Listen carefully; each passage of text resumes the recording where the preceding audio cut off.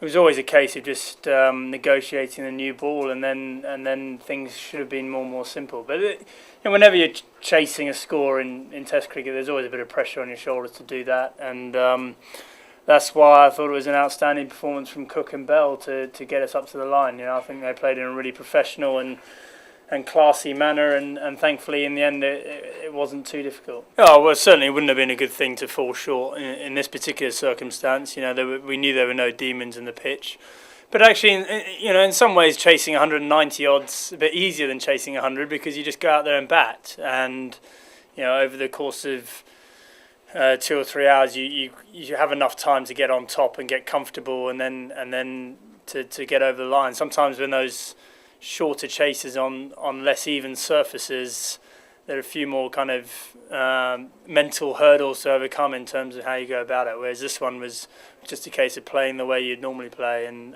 thankfully the guys were able to do that. I think we're very happy to have registered a victory here. We had to work very hard for it. The bowlers again did an outstanding job in very unhelpful conditions yesterday, and it certainly wasn't a formality by any means to come here and wrap up this victory. In the second half of the Test match, we had to work very hard. He's shown for a long time what a quality player is. He averaged 100 for the last 12 months before the winter. So I don't think he had to justify his place in the side. He didn't have to prove to anyone in our side that he was a good player, but it was great to see him show that again. It's always good to have as many of the team as possible in good form, and I thought he showed his class right from ball one in the first innings.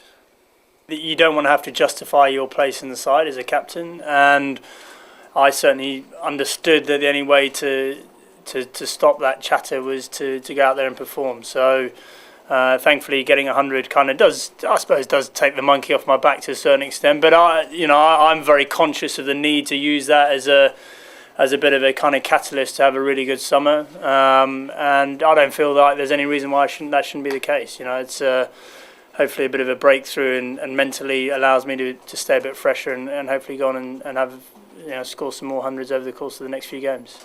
You only had to see the way that they ran Australia very close to know that they're a very competitive side. I don't think we were under any illusions to that.